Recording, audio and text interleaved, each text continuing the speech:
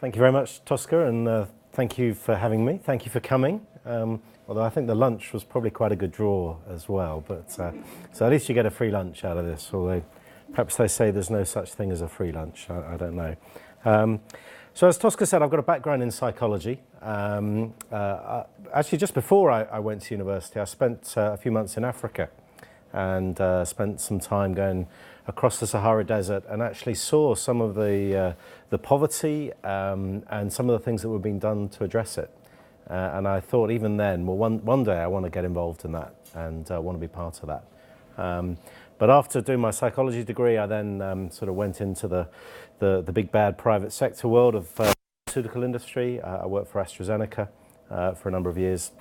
And then we went back to our sort of original kind of goal and aims and went and worked in Nepal. We were based in Kathmandu for 5 years, working with NGOs there. And then I came across, well, actually, I'd been sponsoring a child of World Vision back from those student days, but came to work for World Vision from Asia, and I was based in the regional office in Bangkok for 3 years. I was the regional HR director. Moved back to the UK and part of World Vision UK. As the HR director there, and then for the last 5 years I've been working in our global centre, which is not actually a place. It's a virtual global centre with people all around the world. So what else can I tell you? I can tell you I'm a football fan, which where I come from means soccer. I think you call it soccer. So I'm a Chelsea hooligan. I'm a father of 3 children, husband of 1 wife. And I live in Buckingham in the UK, which is quite near Oxford and not to be confused with Buckingham Palace, which is a slightly bigger kind of place. So that's a bit about me, that's where I'm coming from. And I guess to start this talk, I want to say I've always been interested in leadership. And perhaps some of you have too. Leadership in organisations, in sports, in churches, in communities. And a kind of truism to start with, I guess, is when people lead well, all sorts of amazing things can happen for people in organisations. When people lead badly, it can be a living nightmare. And so I'm going to share some insights, some learning about leadership, maybe a bit about some of the unique challenges of being a CEO. Does this matter? Well, I was just looking at Google Scholar. There are 2.7 million records, or there were yesterday, of digital physical text, reports, articles on leadership. Actually, 15,000 have been published in 2015, just in the last month. So I guess it matters, I think, is that what's said. And it's a topic of real interest and worth exploring and trying to understand. So CEOs are uniquely accountable for an organisation. They have to negotiate the competing demands of the various different parts of the organisation and perhaps have the best sense of the whole. But how they see themselves isn't always how other people see them.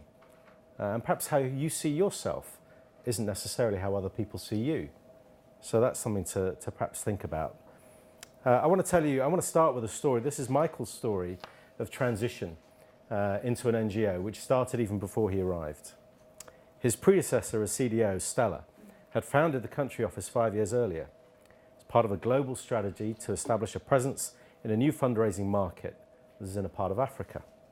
As an experienced national, Stella quickly built good links with funding agencies and lobby groups for advocacy. But despite the initial success, over time the board became concerned that she was not meeting the fundraising targets and compliance requirements of Global Federation. Initially, the board accommodated Stella, giving her pioneering role and obvious commitment to the organisation. But when they didn't see any progress, they encouraged her to resign. A familiar story. The board search panel was looking for someone to bring fresh perspective and challenge the original team. Michael came in with a successful career in marketing, fundraising, and leading children's rights projects seemed the ideal fit. He came in with ideas, made some early changes to the image and brand profile of the organisation. The team welcomed him, but found him a bit less engaging than Stella. They didn't bond so well, especially as Michael was having to confront several inherited issues in the organisation. He had to terminate 2 key staff members.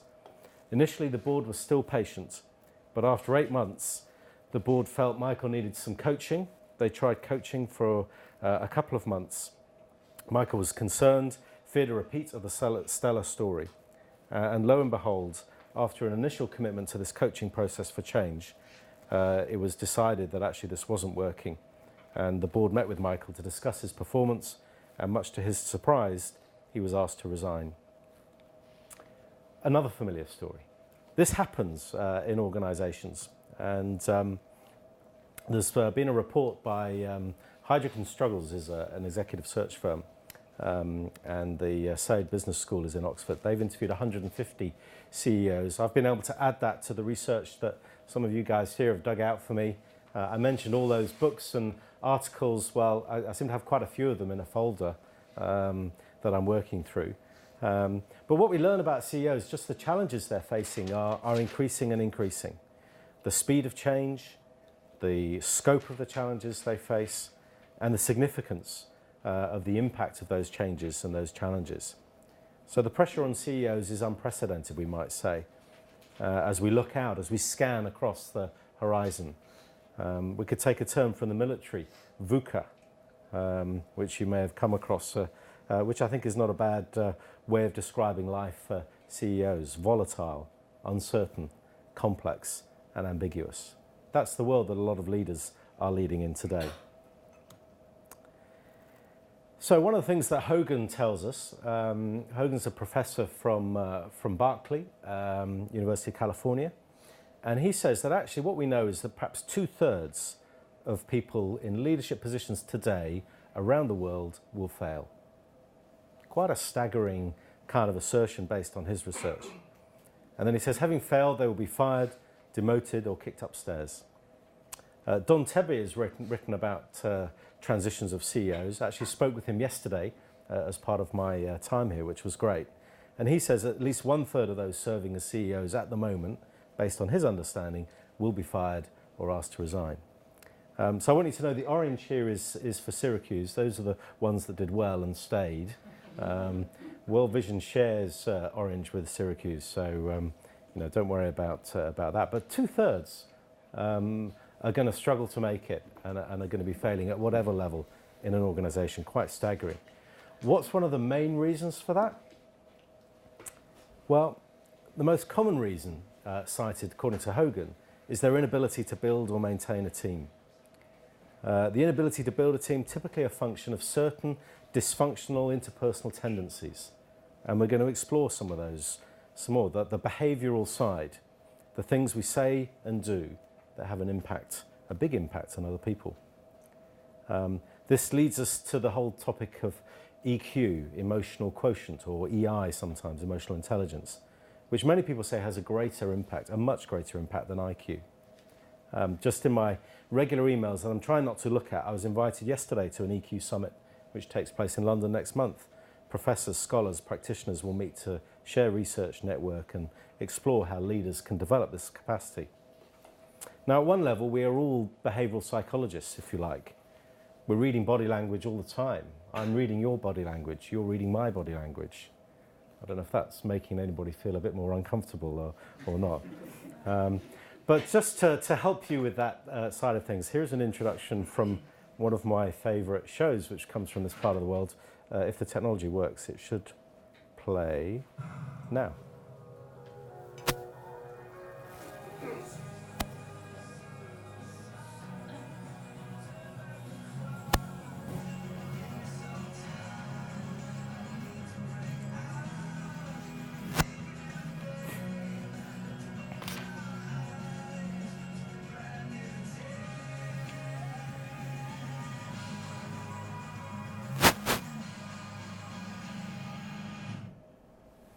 So, from Lie to Me, the show's all about people observing, trying to figure out who's lying, who's not lying, to solve the crime. So I thought I'd give you a go at this, so that you don't just have to listen to me. Okay. One of these is a genuine smile, and one of these is a fake smile. And I want you to see if you can tell which you think is the genuine smile, which is the fake smile. So. Maybe if you think the one on the right is the genuine smile, can you put your hand up? Side of the right. You're right. Yeah? All right, so some of you who thinks the one on the left is the genuine smile? All right, anybody want to say why they think the one on the left? Yes? It looks like a perfect smile, genuine like expression of surprise, almost like he didn't think about it. The one on the left is like, you know, very sort of planned. Okay, so you think the one on the right is the genuine one? Yes. Okay, so I can tell you that it's the one on the left is the genuine smile. And the reason is, if you can see this, this sort of crinkle here, that's called the zygotic nerve. And so when our behavior is completely lined up, there's certain sort of automatic reactions that we can't fake. And so they were asked to pose in the right-hand side, and it was a genuine smile on the left-hand side. So next time someone's smiling at you, just take a look and see if there's, see if you can see any lines there. I guess people can probably fake that as well. But in terms of building relationships and trust, we need authenticity. You know, that's critical to leadership. We talk a lot about authentic leaders. And we're looking out for it, aren't we? We're looking out for leaders that we can trust. Let's move on a bit and talk about CEOs particularly. This is from a study from the CEO report, and it said what we've learned is that success as a CEO today actually hinges on continual growth in the role. It's not just about getting the right person. It's not just about what they do beforehand. It's actually about continual growth. So there's no guarantee of success in getting the right person if they don't actually continue to learn and grow. So getting insight into behavior is very critical. We're looking for patterns of behavior, looking for predictable consequences on the way people behave. So this gets us into this world of sort of neuropsychology, if you like, and understanding brain patterns, understanding how people work. And various fields of applied psychology work into this. Understanding how we're wired differently, how we are set differently, and understanding how those differences can really help us to manage our own behavior and manage the behavior of others as well. So what we're now going to do is, as this slide said, come to the dark side of the personality. The only picture I could find that said that had this with it.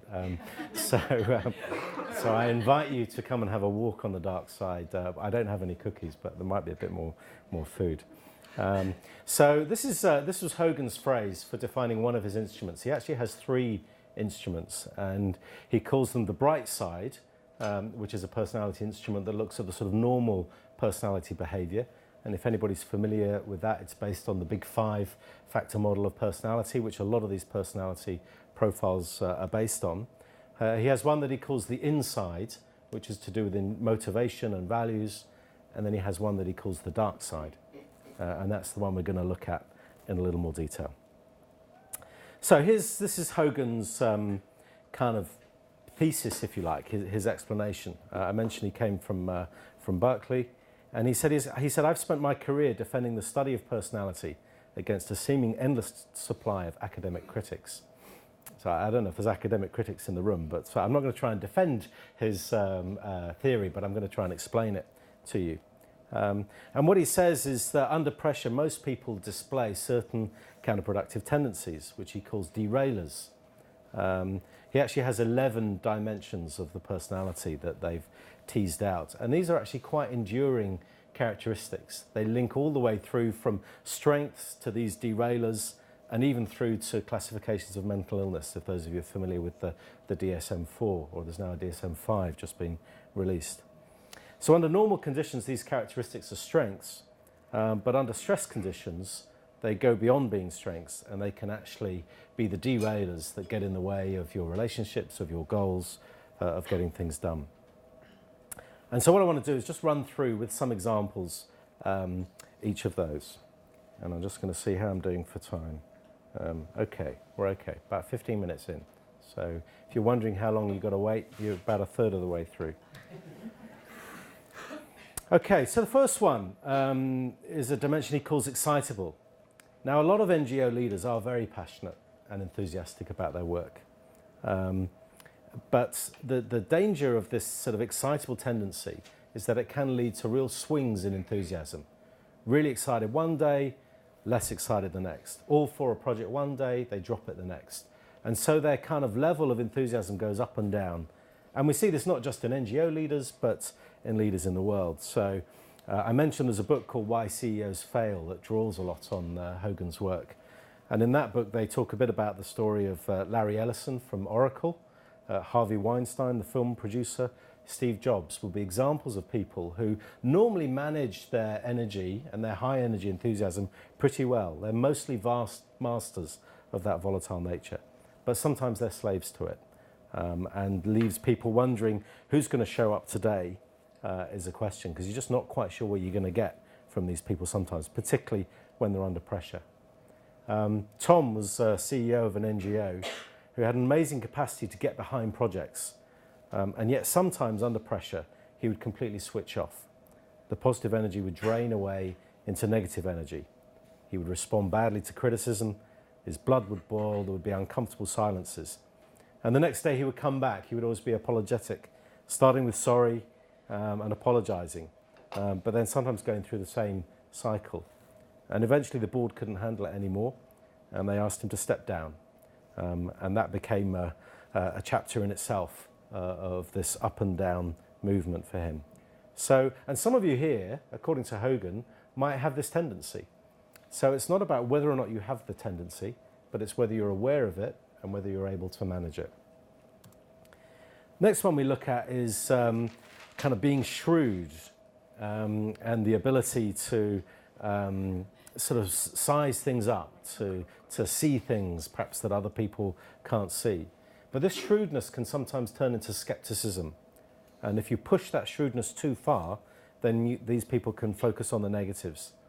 They can be pretty perceptive about what's going on, but then that can also turn into becoming argumentative, not trusting other people, always being alert for signs of betrayal and disrespect, expecting to be mistreated, and maybe waiting for things to go wrong. It can be hard to build relationships with people like that. This shrewdness is a characteristic you sometimes get in finance directors, and rightly so. But the better ones are able to curb that tendency and not let it move across into the derailer. Next one, cautious. See, a lot of these characteristics, they're enduring traits. Being careful is something you want your leaders to be. And history is littered with CEOs that haven't been very careful. But if you overplay that carefulness, you can take it into a caution that actually stops people making decisions, stops people actually making the decisions that the NGO needs them to make. So it's not surprising, I guess, that some CEOs are overly cautious. It may be surprising that so few of them are. But this can be their Achilles heel. They can be so worried about what other people might think, and that every decision might have negative consequences. So they will end up slowing down the decision-making process. Now, in some cases, you do need that carefulness, as I said before. Here's a picture, I don't know if you can read the caption. It says, "Some places remain unknown because no one has ventured forth. Others remain so because no one has ever come back." So you have to be a little bit careful that you don't throw caution to the winds. But that carefulness trait, if it becomes cautious, can derail a leader, and has done in many occasions. Okay, next one I want to look at is being independent and reserved as a CEO. But these people can become so independent, so reserved that they detach. And so with the advent of social media, some of you are reading this, I'll just read it out for you if you can't see it. I got a text message from our boss, "Keep up work." What does that mean? Well, that was your annual performance review. These CEOs are not spending the time with their staff that their staff need. They can be pretty tough. They can handle criticism and pressure with ease. They're pretty self-reliant. And yet they can create a cold culture in the organisation, less able to build trusting teams as a result. There's an HBR article called "Why Should Anyone Be Led by You?" And maybe that's written for these people, because that talks about the importance of being open, being transparent, being vulnerable as a leader in order to build that trust that we said is so critical. Next group we could call, gone too fast now. All right, there it is. Leisurely. With these folks, sometimes what they might appear to be accepting, but their silence could be misinterpreted as agreement. This is the classic kind of passive-aggressive personality. Everything appears to be okay on the surface. They may seem to be nodding, smiling, agreeing, but underneath, actually, they're not interested. And they might say they're going to support an idea or a project or a proposal, but actually they're not. Their silence appears to be consent, but actually they're building their own empire. They can be very focused, but it turns out that sometimes all they're focused on is their own agenda. Next one, boldness. So confidence is a critical ability trait, if you like, for a leader, right? The ability to lead and to step up. And yet if that confidence kind of gets overplayed into arrogance, then it can spectacularly derail an organization. These people, if they don't pay attention to that confidence and it overplays, they can believe that they're right and everyone else is wrong. And as it says here, if you don't doubt yourself in a constructive, positive way, you're borderline dangerous for your company. So it's CEOs who are successful are those that are able to have genuine doubts and work through them. So there is a humility that comes with it. Jim Collins talks about this in Good to Great, where he talks about the importance of both having this sort of iron will, but also a genuine humility and being able to get the right combination of that.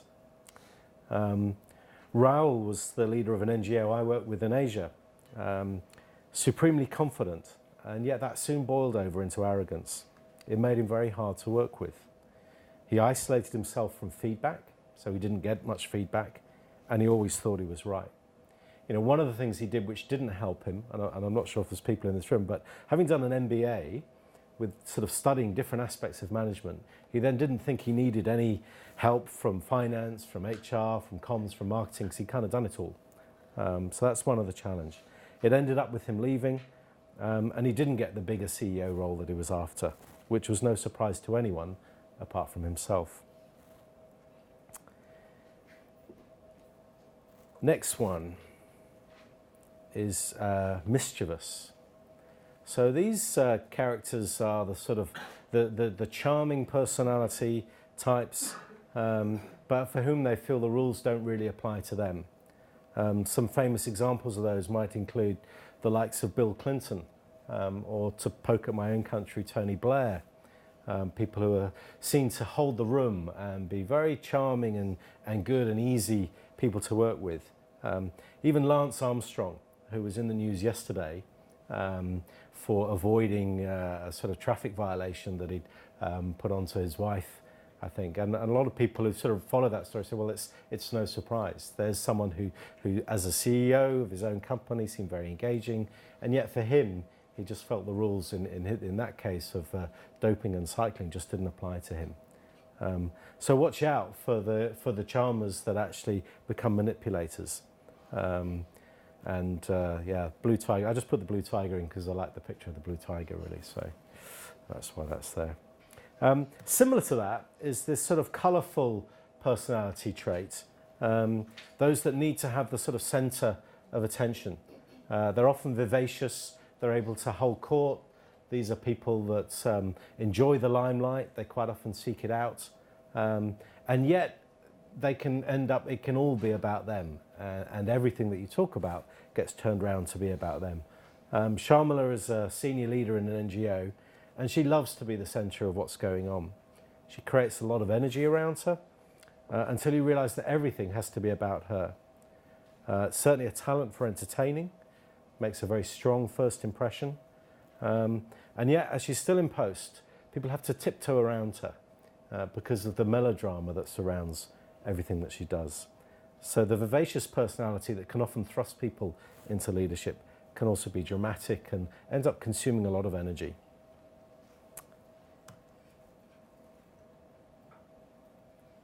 Next one. It's taking the computer a little while to catch up. So, the imaginative types. So these are the ones who enjoy being a little bit eccentric, a little bit on the edge. They love seeking out change, sometimes for change's sake. They're the people who maybe come up with unusual ideas, quirky ideas, but it's that eccentricity that can sometimes derail them. They quite like the fact that they can be hard to understand. They don't conform whether it's in their dress sense or their behaviour in meetings or the way they go about things.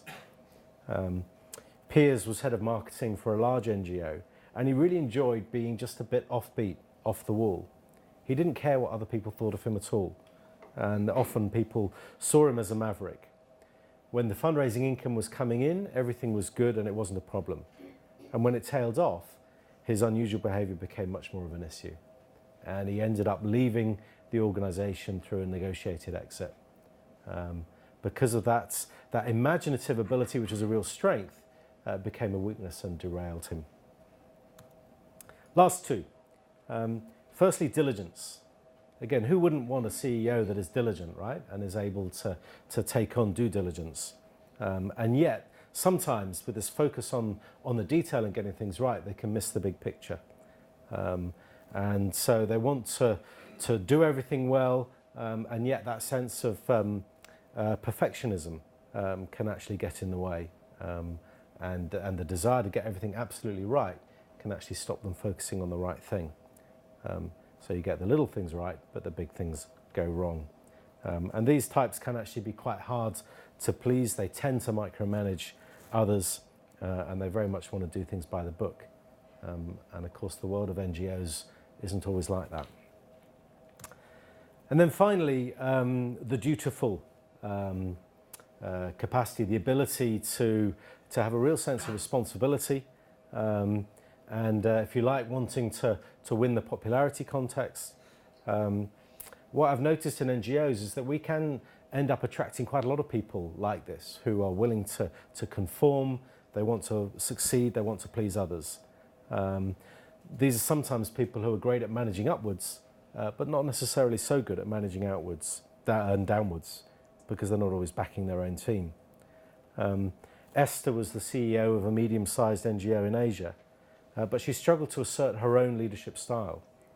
She was always so keen to please her advisory board, to consult with her board chair on every decision. She was seen as a weak leader, and ultimately needed to move into a position which didn't demand that level of tough decision-making, and sometimes upsetting people to do the right thing. So, we've gone through 11 dimensions of personality, 11 types. And if you put them all together, that's the sort of the circuit, if you like. So you can take a survey online. I think you have to pay for it. And if you answer honestly, you get your leadership report, which will tell you which are the areas, which are the dimensions that are your own potential derailers. And so this is a tool that we can use in recruitment. And we do. We've been using it in Australia and in the UK for our senior level leadership recruitment.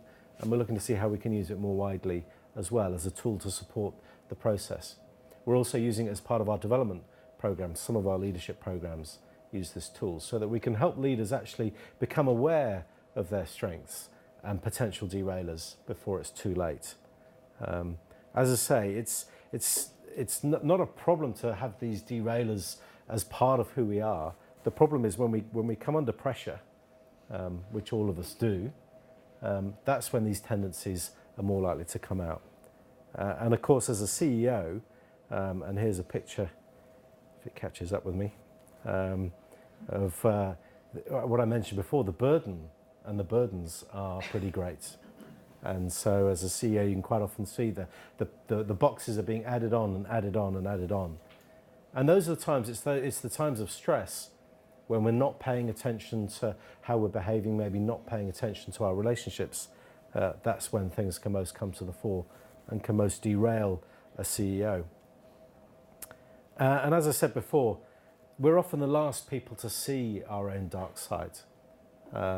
We don't see the problem ourselves, we don't see our own blind spot. And I've got a final video clip to illustrate that point. And maybe as you watch this, you might think, well, are there any blind spots that you're missing about your own behaviours and traits and personality characteristics? Let's see if this works.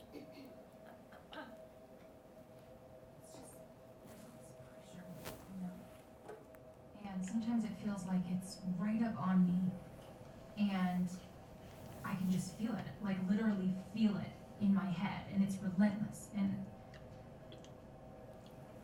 I don't know if it's going to stop. I mean, that's the thing that scares me most, is that I don't know if it's ever going to stop. Yeah. Well, you do have a nail in your head. It is not about the nail. Are you sure? Because, I mean, I'll bet if we got that out of there. Stop trying to fix it. No, I'm not trying to fix it. I'm just pointing out that maybe the nail is causing. You always do this. You always try to fix things when what I really need is for you to just listen. See, I don't think that is what you need. I think what you need is to get the nail See, you're out. not listening now. Okay, fine. I will listen. Fine. Sometimes it's like there's this achy. I don't know what it is. I'm not sleeping very well at all.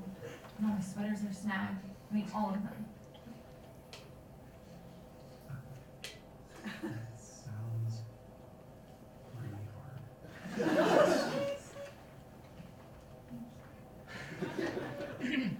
Ow!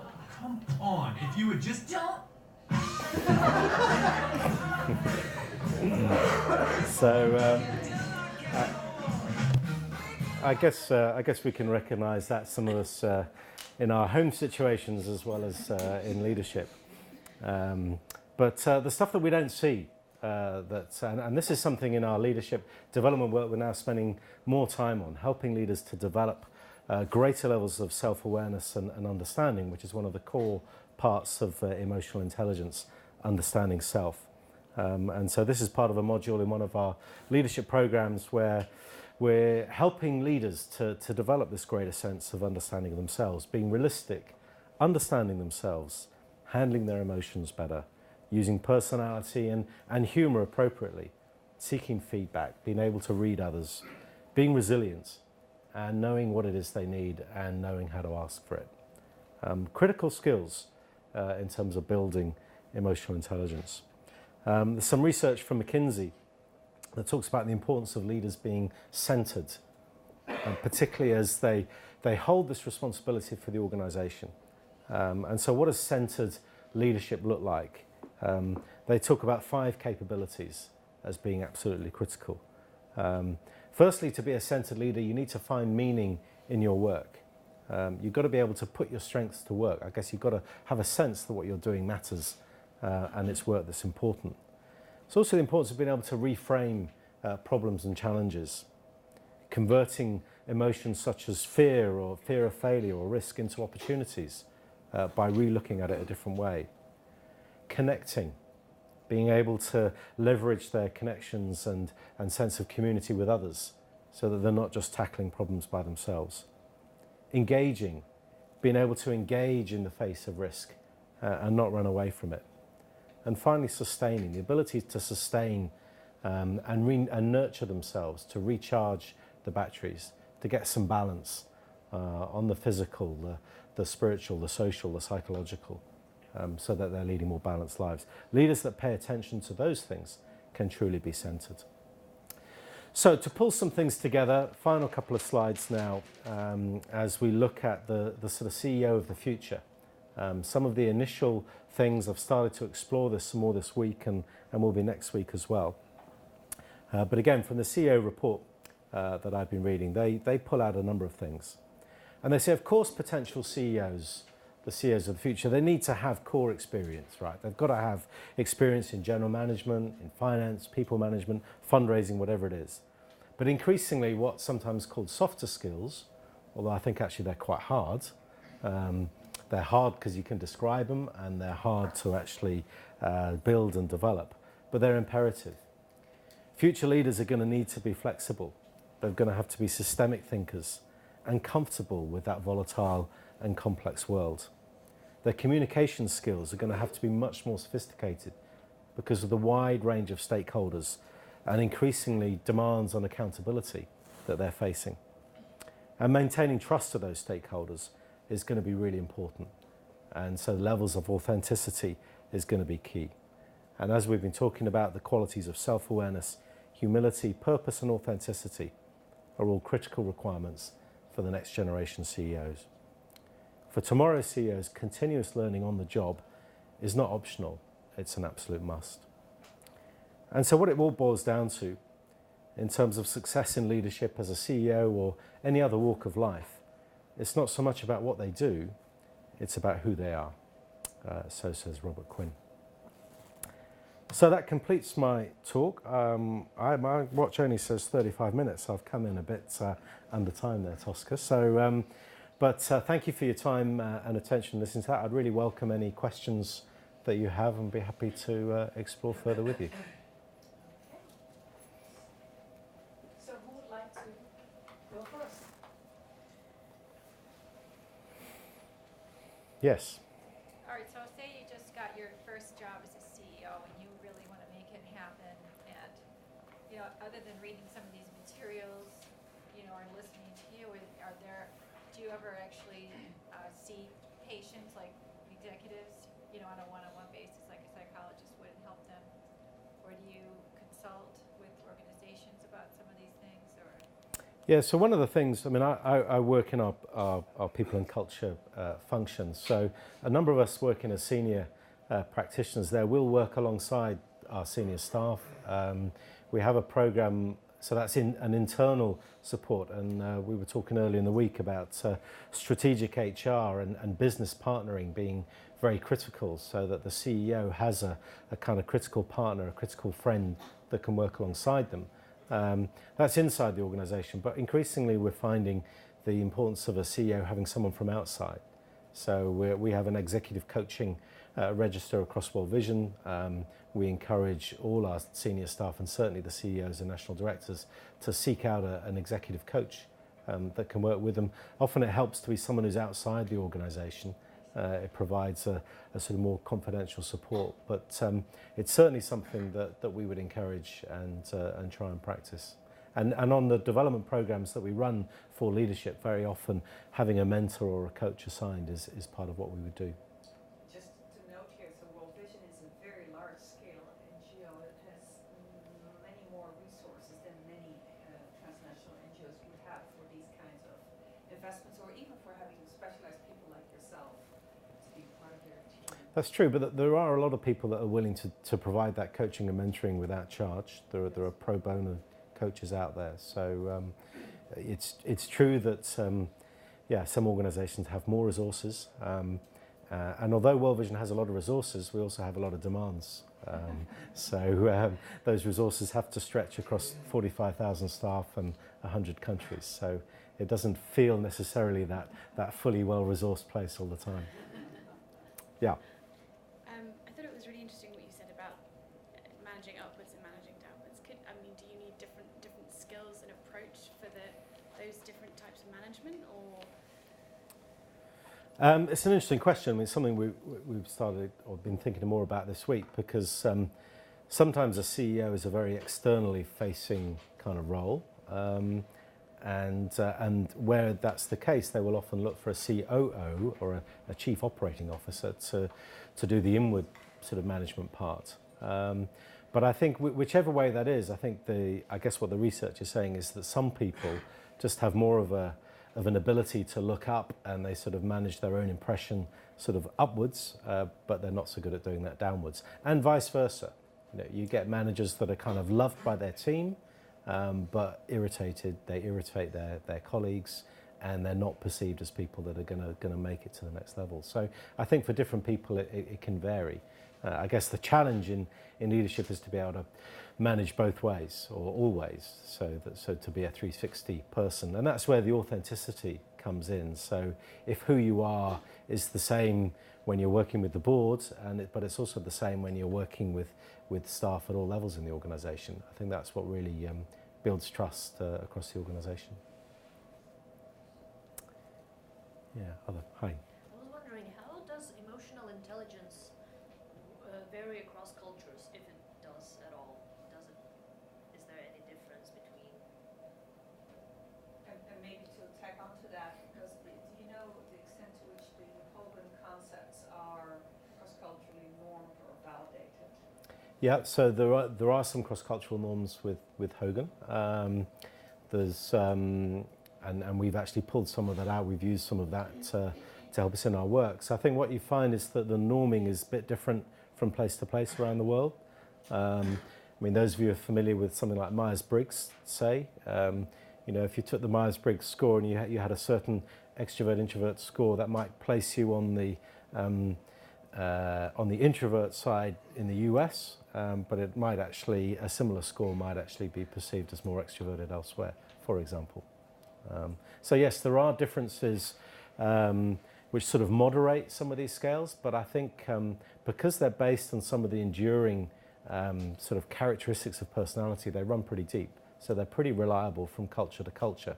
It's just the examples of what it looks like, and therefore sometimes the question bank that you might use to discover it might need to be different, because those questions can sometimes be more culturally locked. But the actual traits, I think, are quite enduring across cultures. Yeah, hi. Hi, okay, so say you're a CEO and your company is facing a huge crisis, and you know, it's really a difficult problem to solve, and they start scapegoating you. You know, they're starting to blame you. And a good analogy would be the problems we're having with our economy, and the fact that a lot of people want to blame Obama, and just say there's, you know, a lot of factors. If you're a CEO, how do you deal with something like that? Well, and I guess the third of CEOs that sort of fell would like to know the answer to that question as well, wouldn't they? Or get kicked out. You know, I think a lot depends on the relationships that you're building, and the credibility that you have is key for a leader. So I think leaders who get themselves isolated are more likely not to be able to defend when they need to. And I think that's where the relationship with the board is going to be critical.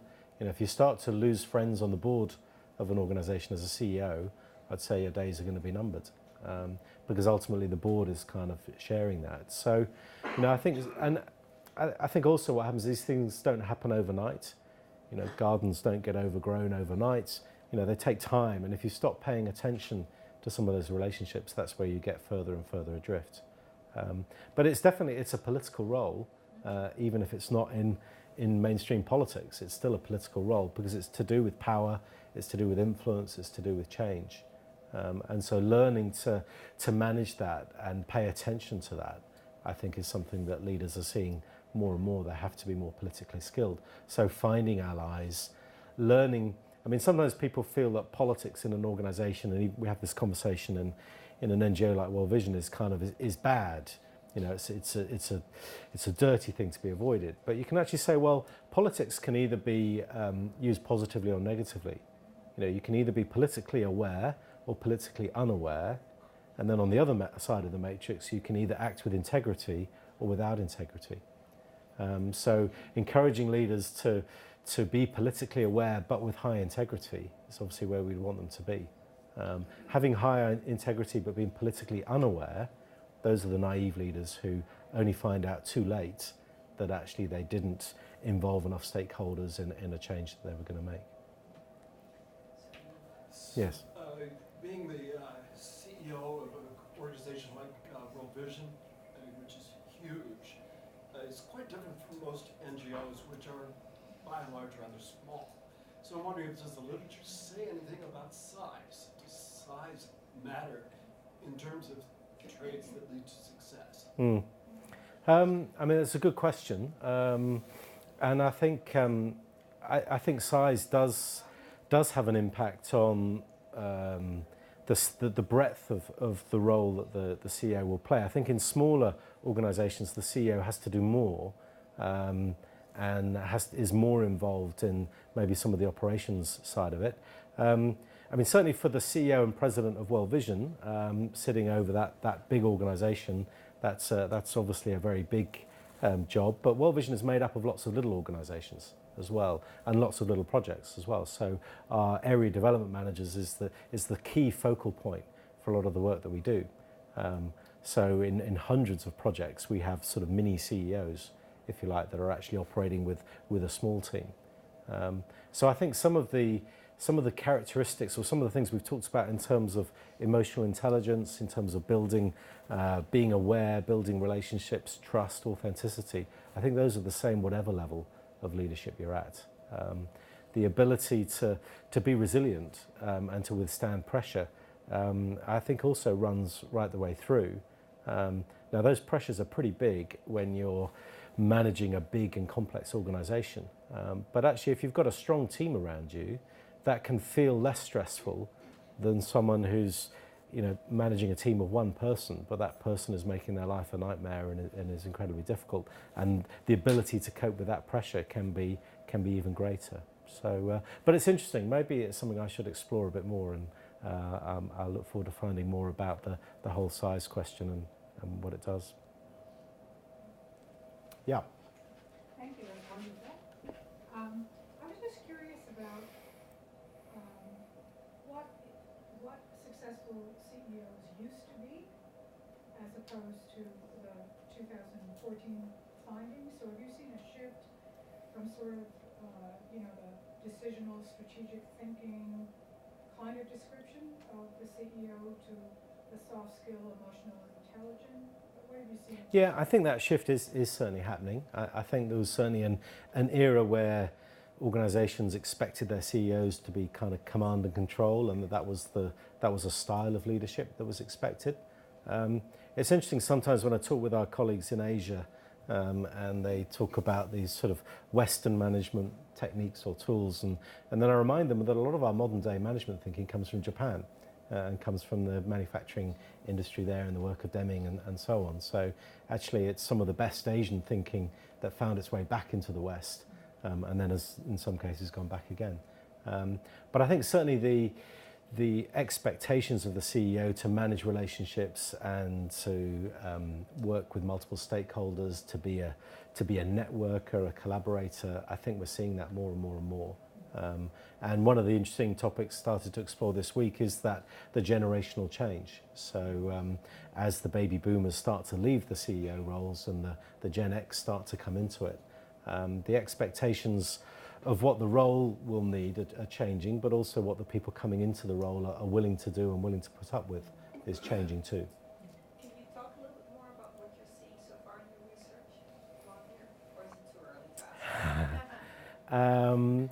It's a bit early to say, but I think certainly, those themes around collaborating, networking is coming through as being key.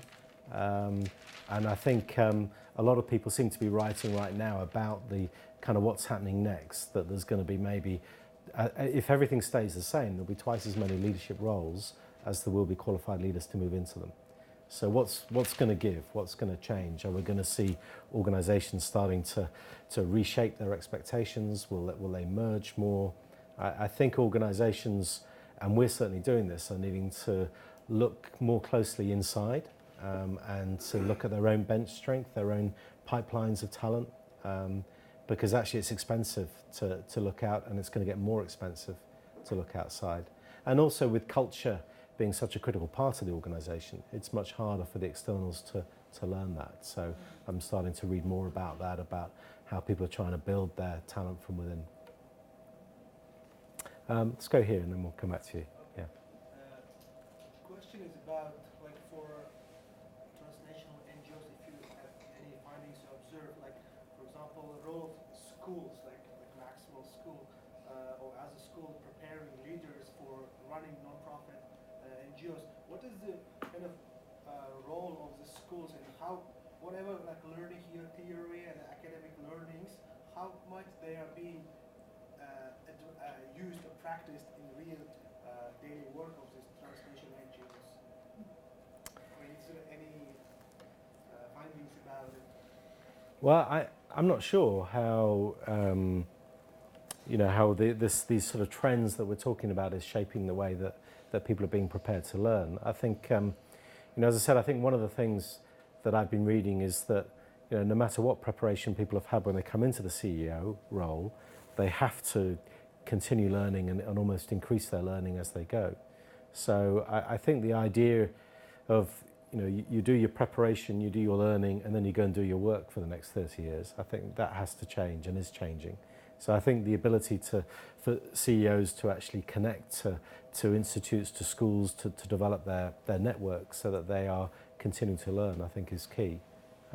Whether Whether the sort of academic preparation around leadership is ahead or behind, I don't know. Interesting. What do you think? Do you have a know? Well, yeah, I'm just trying. Recently, I was talking with my fellows from the country where I come from. There's a completely different system of education than here, and very much here. I really appreciate how on daily studies, case studies, very much analyzed, discussed, which very much link theory to practice. Yeah. This is very good, and I think this is what I'm appreciating to be transferred to other developing countries, Yeah. which can bring the theory into practice more smoothly and be more productive work. Yeah, I do think that's happening, and certainly in our own leadership development programs, we're using a lot more case studies, simulations. People are starting to write about gamification that the new generations are coming through with, and you see people, on their way into the office, they're playing on their devices, they're playing games, they're getting points, they're competing. That's what people are living with, and that's starting to come into the world of education and learning at work as well, and it's quite interesting to see how that's shifting things. Yeah. With the role of CEO and the load, the bicycle you showed with the load, and being a CEO myself and of an NGO, knowing the pressures of not only resource mobilization but operational management, the networking, collaborating aspect, keeping the whole juggle piece in place. What is the leaning towards? Because I'm seeing more and more NGOs starting to move into CEO, CFO, and operational. So it's not only everything's on the burden on one central person who's trying to juggle, and rather team leadership for bigger NGOs. Yeah. Is there more of a move generally? Yeah, I think what I've seen in World Vision is as the challenges have got bigger, so the demands of leadership have got bigger, so our expectations of who can fill those roles has gone up. So I think the bar is definitely higher. Whereas in the past we might have had a finance director who was sort of interested in numbers, or a personnel or HR director who was interested in people, that doesn't cut it anymore. So even a medium-sized NGO might need a chief people officer, a chief finance officer. It reminds me of something I forgot to say with the CEO. Some people are calling that the chief emotional officer. But yeah, I mean, I think and what that slide of building the team at the beginning was saying. Actually, the reason most of them come unstuck because of these different derailers is that they haven't built the team around them, and they've often sort of got into that role as stepping out up front and being, I'll be the leader on my own. But actually, the best leaders are the ones that get a great team around them. I have two questions. One is, can you just explain to us the difference between strategic human resources and what I imagine you would think of as operational strategic resources? I just doing some work with Heifer International, and they are struggling with that. My second question is, so back to Hogan again, have you found in your work in World Vision, are there any limits to the applicability or relevance of the Hogan categories as one of World Vision's, as I understand, primary means of enabling leaders to assess their personality traits and the relevant factors that may be built in when they go into access? Yeah. Okay. So should have come Tuesday afternoon when Professor Gerard had me come into her class and talk about strategic HR and. But yeah, I think we've certainly moved. I mean, David Ulrich is the guy who's credited with kind of defining the change from human resources to the work of business partners. HR Champions, I think, was his seminal book on that. And he talks about sort of HR playing four roles, the administrative expert and the employee champion being the more administrative, more traditional personnel roles, if you like. And then he talks about the HR practitioner also being a change agent and a strategic business partner, and those being the more strategic. So I think for us it's about we've learned that you have to get the core basics right. If you're not actually got good systems in place to pay people on time, to recruit people in, to sort of manage the day-to-day operations of people in an organization, then it's very hard to move the conversation up to culture, to change, to engagement more broadly, to I think a lot of what we do in strategic HR, I would say, is trying to get leaders and managers to play their role rather than, the sort of, well, you better go to HR to deal with that. And say, actually, no, that's a line management issue. And so educating line managers, but working on performance management, I think, is a core to an organisation because that's, if you want the organisation to be performance orientated, that it's got to start there, but then it's got to flow down to every individual. Some people are even saying you should separate out sort of human resource administration and keep that as a separate thing, maybe even put it under finance, an operational kind of unit.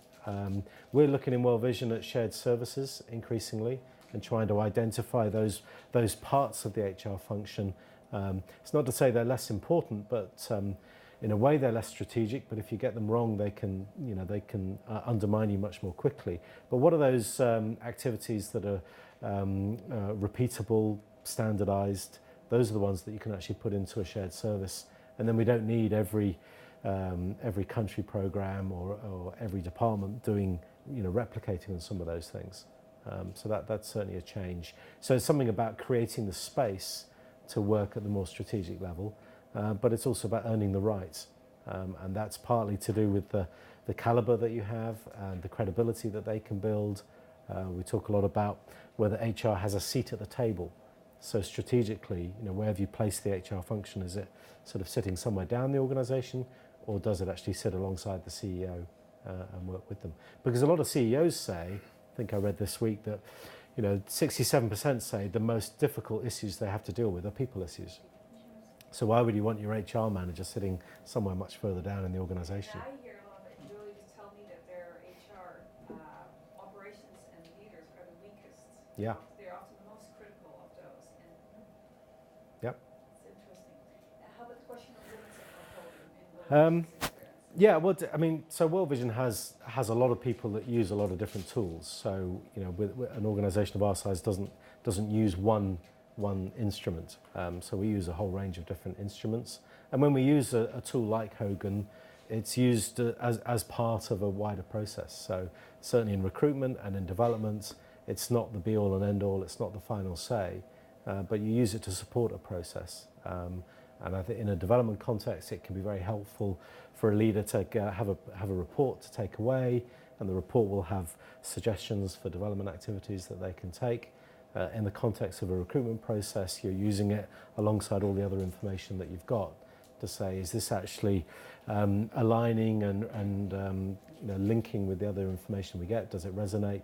Or is this actually giving us new insights, or does it not fit? So you've got to use them with care and with caution, which is why a lot of these tools have accredited training that you have to go through to be able to use them, that you can't just go ahead and use them if you haven't been through the training.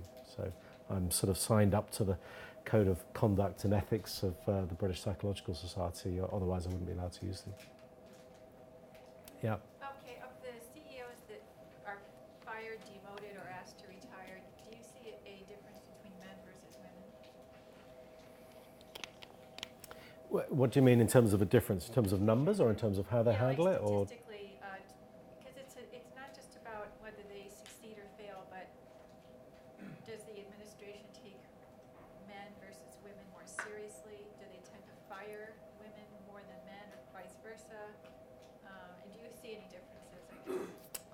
yeah, it's an interesting question. I'm not sure that they're treated any differently. It'd be interesting to look at some real data around that. I think what I have read is that some of these traits around being centered, that was actually done by a team that started looking at women in leadership and actually discovered that the same traits that they were finding, what people were writing about being important for a CEO, applied to men just as much.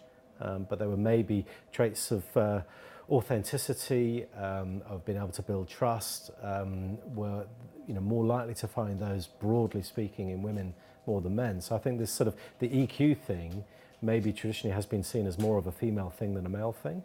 Although interestingly, some of the women that make it into CEO roles carry more of the male traits perhaps than the female traits. You sometimes see that. So, you know, I think it's about reclaiming maybe people, I think, need, male or female or whatever, need to find their way of leading. And I think leaders, it's quite interesting to look at succession of leaders, one following another, you know, whether they try and follow the previous leader and try and be similar to that person, you know, that can often be a disaster if you're not leading in your own right.